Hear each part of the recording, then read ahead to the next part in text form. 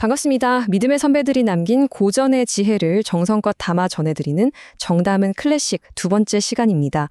오늘은요, 스코틀랜드의 위대한 신학자 사무엘 러더포드의 책 믿음의 시련과 승리를 가지고 우리 각자의 믿음의 여정을 아주 깊이 들여다보는 시간을 가져보려고 합니다.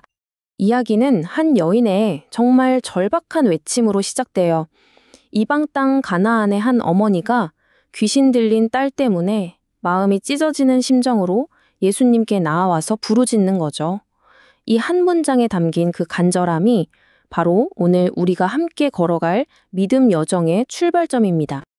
어쩌면 이 가나안 여인의 이야기는 주님 앞에서 때로는 침묵을 경험하고 때로는 거절당하는 것 같아서 힘겹게 믿음의 길을 걸어가는 바로 우리 자신의 이야기일지도 모릅니다.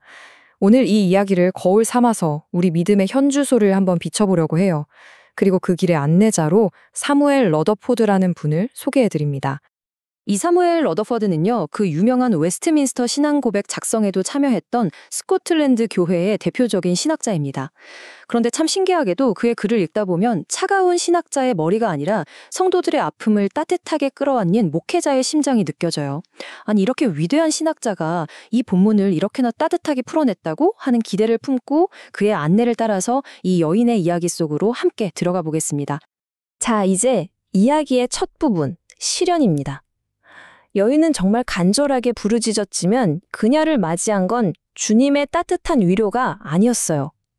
처음에는 완전한 침묵, 그리고 이어서는 나는 너를 위해 보내지지 않았다는 아주 차가운 거절이었죠. 믿음으로 나아가는데 더 큰 벽에 부딪힌 그런 순간입니다. 바로 이 지점에서 우리도 질문하게 되죠. 왜 우리의 그토록 간절한 기도는 때로 깊고 깊은 침묵 속에 머무는 것처럼 느껴질까요? 하나님이 내 기도를 외면하시는 것만 같은 그 막막한 시간, 다들 한 번쯤은 경험해 보셨을 거예요.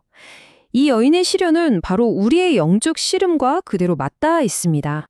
여기에 대해서 러더포드는 정말 놀라운 통찰을 제시합니다. 그는 이렇게 말해요. 그리스도의 무응답은 그 자체로 하나의 응답입니다. 이게 무슨 말이냐면 그냥 외면하거나 거절하는 게 아니라는 거예요. 주님의 그 침묵 속에는 우리가 헤아려야 할 깊은 뜻이 담겨 있다는 거죠. 러더포드는 그 침묵의 의미를 이렇게 풀어줍니다.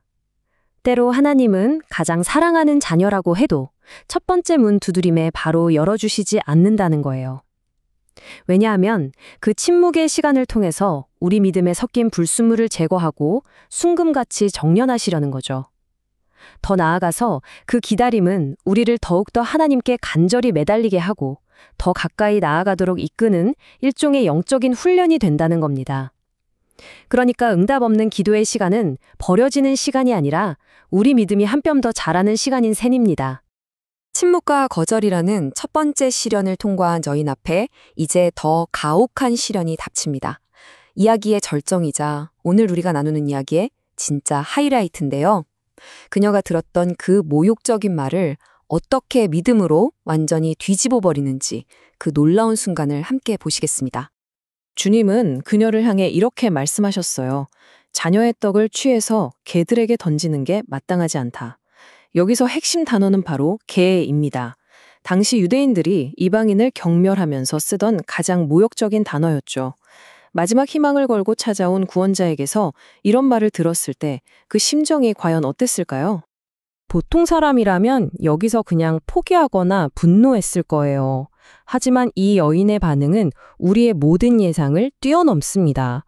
그녀는 이렇게 대답하죠. 주여 옳습니다. 하지만 개들도 제 주인의 상에서 떨어지는 부스러기는 먹지 않습니까? 정말 놀랍지 않으세요? 이 대답은 정말 천재적이었어요. 개라는 모욕을 피하지 않고 정면으로 받아들입니다.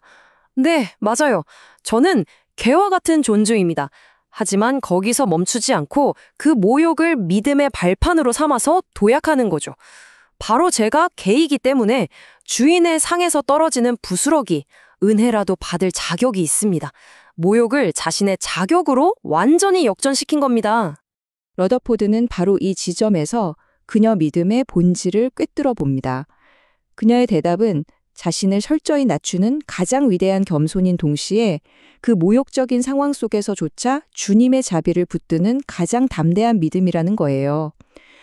겸손과 담대함, 이 두 가지가 어울릴 수 없을 것 같은데 이게 하나로 어우러져서 가장 위대한 믿음의 순간을 만들어낸 거죠. 이제 이야기는 마침내 승리의 순간으로 나아갑니다. 모든 시련을 통과하고 절망을 희망으로 뒤집어낸 이 여인의 믿음 앞에 마침내 주님의 마음이 활짝 열리는 거죠. 주님은 감탄하시면서 선포하십니다. 여자여, 네 믿음이 크도다. 네 소원대로 되리라.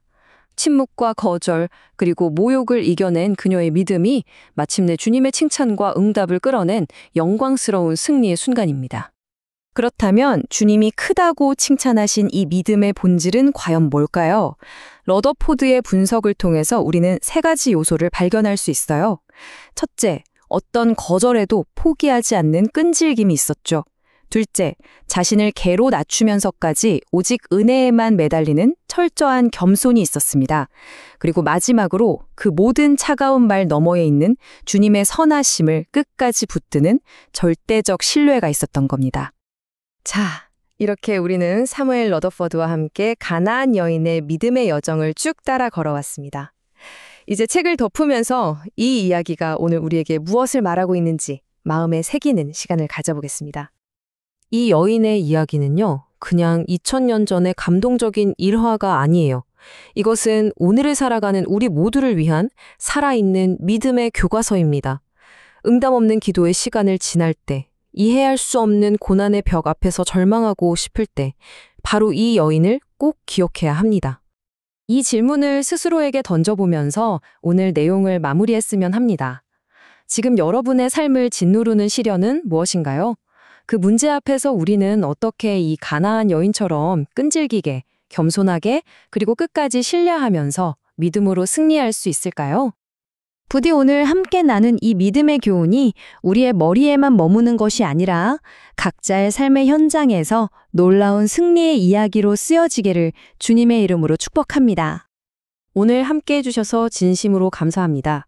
다음 주 정담은 클래식에서는 또 다른 위대한 믿음의 선배가 남긴 보석 같은 지혜를 가지고 다시 찾아뵙겠습니다. 평안한 한 주 보내십시오.